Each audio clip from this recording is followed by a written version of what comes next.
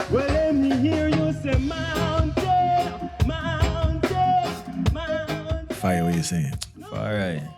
So living, no? I like your shirt. Give thanks, yeah. We are here again, Ballhead and the Dread Podcast. We give thanks for everyone tuned in from those times to now. Fire, what are we reason about today? We're discussing the concept of commitment. Because we live in a society where there's a whole bunch of commitment issues all across the board.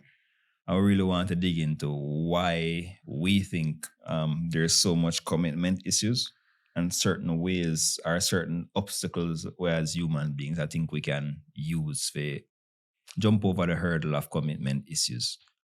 You know? Serious thing, and with commitment is that I think it's a universal issue. Not even think. I know it's a universal issue in our society. And you can see how bad it is with the younger generation.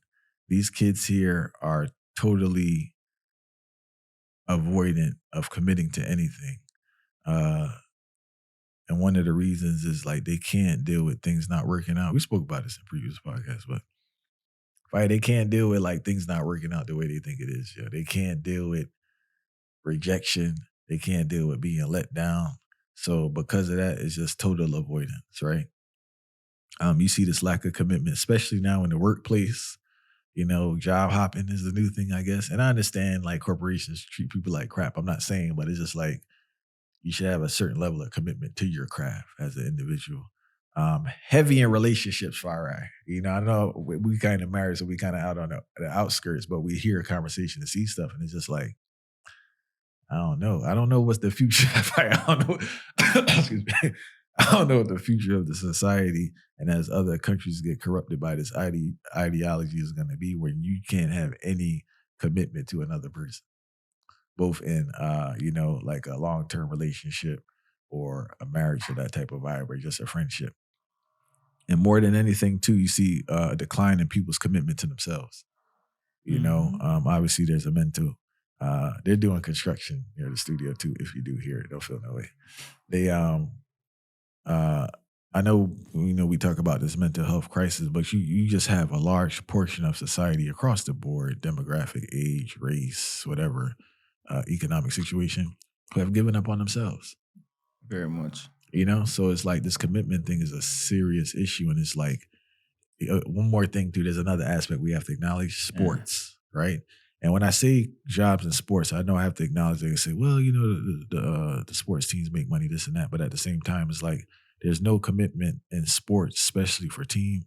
So selfish, because like the fact that anybody could leave at any time and get traded, it's like you don't build a team to do well. You don't give the team enough time to gel and grow and become familiar with each other to do well, because no one's committed. No one's bought into the system. That's what I should say. People don't buy into the system of the collective. Yeah. It's just what I want to do whenever I want to do, and that's where we run into problems. And I think when we think of the concept of commitment, it's more like the fear of abandonment become the ultimate reason why most people most people hesitate to make a commitment, because you mentioned multiple forms of commitment issues taking place, but I think the ultimate one will stand out to me is the lack of commitment to self. And I think that is the root of all of the other commitment issues, because most people are not even committed to keeping the standard of themselves, ensuring that they're presentable, not presentable in the likelihood, in the likeness of others, but presentable in the sense of where they stand, have that self-esteem. That lack of self-esteem too is a major thing, because I think it gets so overlooked and overshadowed. The average person don't have self-esteem, so them don't see themselves as being nothing. No, them see themselves as being worthy of anything facts. at all. And it disrupt them committing themselves to any friendship, any relationship, because them can't. They don't see themselves as having the stability to maintain that friendship or having anything to contribute. Capability. Right? Yeah, having the capability. And I always struggle with this term. You hit the nail on the head on this one, right? Because the source is just like, man, people really struggle with confidence. I always thought like beautiful women had confidence. And I didn't realize till like, you start talking to beautiful women, be like, man, that thing At backwards. least You got at least confidence, some amount of man. confidence. So looks is not the source of confidence, and much like other things, these are things that obviously there's so many different factors that goes into someone not having confidence, not having a level of self-worth, but it is a thing that can be learned. Mm-hmm. And I think that what happens, what needs to be done is people, they don't need to take this, that experience or that idea they have about themselves as an absolute reality. I think they should take the challenge of learning to love themselves, learning to be committed to themselves, to work on themselves so they can reach their highest level that they're capable of. And I want to be clear, I'm not saying what the next person dealing with, Mm-hmm. right? I'm talking about you as an individual, learning yourself, becoming self-aware of yourself, and learning like your highest level that you can be. And I think that's what the commitment, the first level of commitment that needs to be done, as you mentioned, because that's the most important. Then as you deal with that and actually put time into that, then you can think about, not executing yet, but at least think about being committed in other areas. And like, Fire, you younger than me, right? Mm-hmm. Why do you think people avoid being committed to themselves? I don't know if avoid is the proper term, but they're just not. No, there's a sense of avoidance in regardless of how you want to phrase it, because my ultimate theory is that people avoid being committed to themselves because it might hold them accountable. And I think most people don't want to be held accountable to anything at all. It's like a throw them off. And when accountability come into play now, it's like, okay, I need to do these particular steps, but I don't want to do these particular steps consistently. While they might do it sometimes, and then if they do it sometimes, then okay, I pat myself on the back.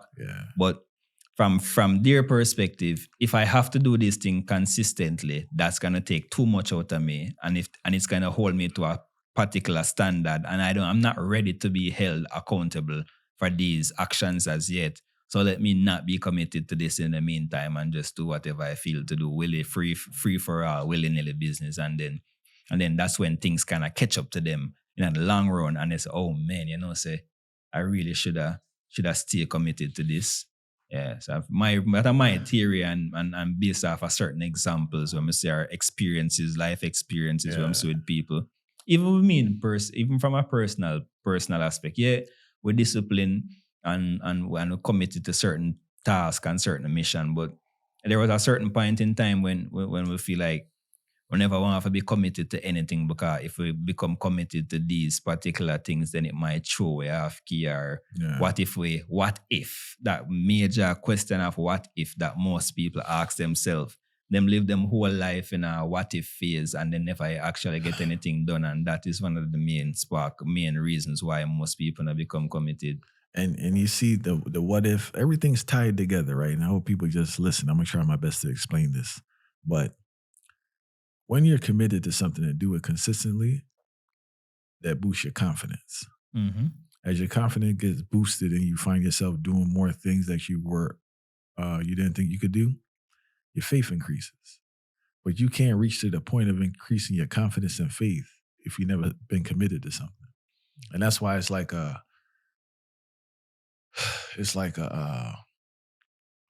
snowball, but in the wrong direction and for the wrong thing.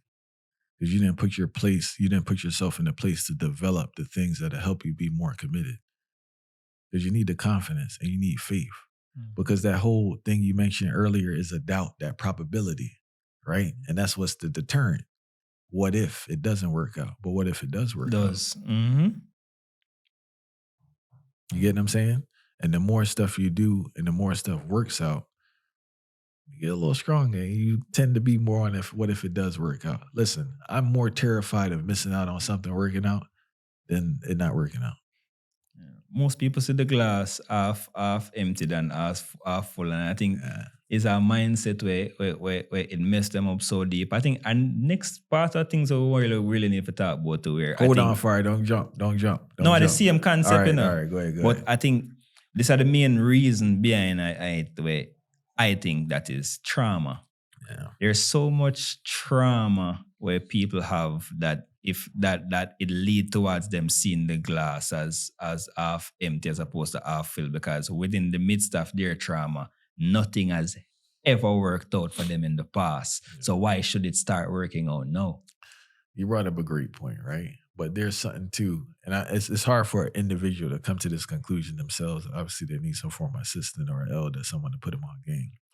But the thing is too, when we really analyze like what a person does and why it didn't work out, there are many factors, but a lot of times like the method that they use won't lead to things working out. Right?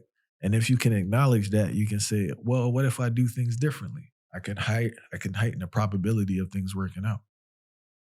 You peep? Yeah. No, So it's like, man, like the stuff you were doing wasn't gonna work out because that's not the method for this thing to work out. Or there's another factor too where it just wasn't the time, or that's just not your lane. Like, you know what I'm saying? Like the thing just didn't work out. But instead of taking the lessons and retweaking and analyzing, that's what we don't do. We analyze other people. We break down their life. We're in other people's business. We need to get back more in our own business. Because I've heard people analyze and break down other people's life on what they should be doing. And it sounded way far. It's kind of accurate. Accurate, yeah, man. You know what I'm saying? The analysis that they provide was on a professional level. So it's like, let's turn, like my Breakthrough Midnight say, let's turn the eye back on yourself and break down your situation. That's the problem. People don't want to look at their situation and break it down with the same accuracy and the same detail they do for others. When you do that in a healthy manner, I have to be clear, I'm not talking about beating yourself up. You'll notice that the strategy that you use and the methods that you use is what led to that outcome. So if you tweak the method and tweak what occurred, you'll have a better outcome. Because you just broke it down for someone else, but you never did that same thing for yourself. You love being in people's business. You know, say, I mentioned something, and I think, I don't want to get too nerdy. I don't want to nerd out too much on this thing, but methodology, the concept of methodology is something I think it unlocks, it entails the key where can unlock the gate to commitment, because methodology is something very crucial that most people overlook, right? Yeah. So, like, if anybody, if at all you're familiar with data science, there's different methodology and different models that are run to understand the success of business based off of different key performance indicators and all of these different things. And when you understand the same AI where everybody talk about, you can relate it to it. If you understand the concept of models that are being run, they are run on methodology. Yeah. And the methodology that is applied is the crucial part of what the outcome is. So it's not about the result that is produced alone. It's the methodology that is used. Result. Because, the methodology, because you see, if you use the wrong methodology, it can give you a total different result, even if you have the same amount of data that you're processing. And you can calculate the result based on the methodology. Simple. Yeah. So while it sounds complex and it entails so much different statistics, it all boils down to you have to use the right methodology to get a result. To get that right result that you need to indicate whether your business is performing or whatnot. So I think that is the area where everybody needs to kind of tap into. Once we get over the self-esteem barrier, that is. Right. So once you get over the self-esteem barrier and you're willing to make some accurate changes in your life, then that methodology is not about just doing it. Oh, I'm doing it. All right, now the music. All right, how many songs you release? Oh, I released 10 songs already for the month. Okay, but what is the method you use to promote it? Yeah. What is the method you use to record? What type of different things you do? What you did do in the midst of that to get that result? And if the method is not right, you got to tweak it. You have to tweak the method. I think there's all these things come down to skills people have to learn, you know? But another thing too, man, people have to learn how to analyze themselves without being judgmental and being hard on themselves. At the same time, being realistic with yourself. That's why it seemed like the thing on like two extremes. Like, I'm perfect, it's not my fault, or I'm like the worst person ever. You know what I'm saying? And you need to find a space where you can accurately break down what you're doing to say, man, I just did it wrong, or I didn't give any effort, or there's another argument. I probably did everything I could and it couldn't work out for that particular thing. But that's not going to be your consistent outcome for everything. So don't take that one experience and put it on everything else. It's an immature behavior, immature psychologically and spiritually. Because I can't say, I had this one experience and every other experience after is going to be there. That's just not the case. unless you're doing the same thing. Back to your methodology. So that kind of make, I think that spark more fear towards commitment though. As simple as, you mentioned the right thing, but here mostly if analyze it, right? If there's a possibility that I can do everything right, I might even use the right methodology, but still don't get any result. That's scary to enough people. I think that's too, man. It's just like that ties into the faith. Like a belief in yourself and a higher being, a deity, whatever you're into, but you need a level of faith out here to get this thing done now. You get what I'm saying? Exactly. And it's like you need a level of ignorant faith supported by the works. I want to be clear on that. So I'm not just saying because you believe something going to happen, because there's too much of that going on. I believe this is going to happen, it's going to happen. But you need a certain level of faith. And you got in tune into whatever you're dealing with too, whatever you're dealing with spiritually, you need to be in tune to that, mixed with the work.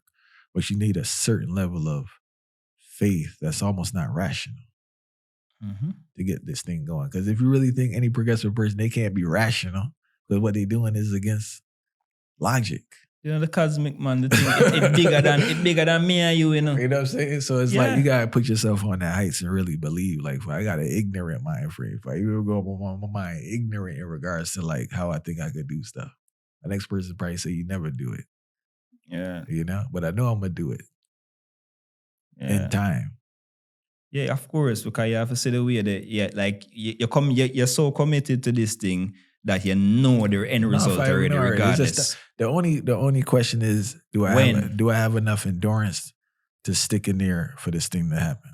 Mm-hmm. That's the only question I'm dealing with. Happiness, I ain't really dealing with that too much. That's locked in already. Mm-hmm. Do I have enough endurance to get there? Do I have enough endurance? And am I willing to deal with what I have to experience to get there? Mm-hmm. That's the only thing I'm dealing with. Everything else already done. That's how I approach it. A person, I don't know if he'd even sound rational, but that's how my mind works. And it's not supposed to sound rational. So I think that is the thing, because I think the box mentality, it affects a lot of commitment issues, and it affects the way people think, right? So people think, there's two, Muta say it already, and I think it's a good reasoning where enough people need to dig into. Mention the concept of a box. There's two types of people in the world, generally speaking. Yeah. Those who think within the box, and those who say them think outside of the box. But you see the man who think outside of the box still control him thought process. True. So the existence of the box still is the problem. Yeah. Because enough man understand say life is more, it's so infinite, like you can't really pinpoint every single thing will take place. But the most where you have control over is the direction that you go, the methodology that you use, and the assessment of the result itself within the time and the place to see where you want to go next. And I think that people don't understand the different ingredients we're coming out of the pot. Because I know something along the lines that when I say appear from the other day, capitalism is a BITCH. Yeah. Because capitalism is so funny. The concept of, because there is an increase for the last 10 years, there's an increase amongst millennials and Gen Zs. Yeah, millennials and Gen Zs. There's a commitment issue being brewed all the last 10 years, even more. There's an increase in a commitmentless Gen Zs and millennials, right? They are being placed in audience group now, were created by different companies who create audience segmentation. I'm not really want to call none of them names, but you can research it. Yeah. You can research it. They are creating audience zones, and they no longer have. They have different segments. So the audience are broken out A, B, C, D. Yeah. And A, B, C, D mean there's two type of audience. There's a core audience and a growth audience, or products where people used to sell, right? The core audience is who already buy the product. Yeah. But within the growth audience now, there's a box where them have now commitmentless, carefree. Yeah. These are two main things. So commitmentless and carefree are audience groups that are created. So it's so bad now they have audience groups that target. That they target. That's crazy. They target them based on the concept of being carefree and lack of commitment. And there's another one of them called pleasure seeker. Yeah. Those are the three main audience groups. So you see how capitalism a benefit of people being don't have any commitment to sell them more products. And that's crazy. That carefree thing crazy too, you know? Yeah, carefree are the biggest. So carefree is it has the largest sample, the largest sample rate out of the three we mentioned. Yeah. So you see how capitalism a benefit off of we not being committed to anything, being carefree, and then the pleasure seeker now, I think the pleasure seeker would be a more natural one because if you sell a product. There kind of, but the carefree one was shocking to me and committed. You know what I'm saying? The fact that it's a target audience now. For carefree and people who have a lack of commitment. That's crazy, you know. But excuse me. With this commitment vibe, I just observed to see how like society would be like. I know marriage is already like in trouble, but I don't know, man. I just maybe in the future marriage will be what's the term to use? Archaic institution, because it's just like there's no example of commitment. Mm-hmm. So how can you ask someone to be committed in this relationship when there's literally no example of commitment in your society? Because even if you look at politicians, they're here and there, a big thing at school, and the kids see it with school because you know how these schools like the principal change every year, or teachers chair. So like when I went to school, these people was there for 20, 30 years. They knew my brother. You get what I'm saying? But now it's just like it's this constant turnover. So the child is not being taught indirectly. Which is the greatest teacher. How to be committed to anything. How to be committed to anything. Because it's just like, I'm just blowing in the wind. I don't like it. I just move. I got an issue. I just move. There's no resolution. There's no growth in a particular area. There's no going through any growing pains. It's just like, once there's an obstacle, I just leave. So if you have a generation that's doing it already, and those who do have kids for that generation, because a lot of them not having kids, like what is society going to look like where no one is committed to anything? And this careless thing is not just carefree. Like that's why it's disturbing to me. It's not carefree in regards to like being free flowing. It's like they don't care. You know what I'm saying? They don't care about other people. They don't care about the environment. They don't care about anything. It's just about them. And it interesting book up. But if you really made it, all of the reason I tie it together because when you talk about even the concept of the marriage being like a something in a museum where people are just see it in a museum and say, oh, this was an actual thing. They used to be with each other for like 20 years. That's crazy. But this, if you realize, we mentioned earlier, the advertisements are targeting. When you say carefree is not just attached to anybody. Yeah. Carefree is attached to the millennials and Gen Zs because they understand the concept. That these are the people who will be carrying over the ways of working, the thought process, the level of effort we put in different things towards the next generation. So if the more carefree culture a seeping, then which part commitment are going to be upon the scale? It's not going to know upon the scale because them people are going to be the ones who are transfer the knowledge. And anyone listening, unless you got something else for her? No. Anyone listening, I do challenge yourself to be to analyze, because we love analyzing other people. People who can really break down other people's situation. Break down your situation in a healthy way, and just ask yourself, the things you say you're committed to, are you really committed to? Are you really committed to anything? Are you committed to yourself? What does it look like to be committed to this thing? What actions are needed to consistently be committed to these things? What do you have to change in your life to be committed to these things? And what are the steps, or what are the areas in your life you have to change around to be committed to something? Yeah, and if you never experienced that commitment vibe, you may want to go down that road. And also, you need to show respect and honor to those who are committed to stuff, and ask them, how do they stay committed to a particular thing? Initially, it's hard. It's unfamiliar territory. Once you do it, you get better at it, you know? Reality.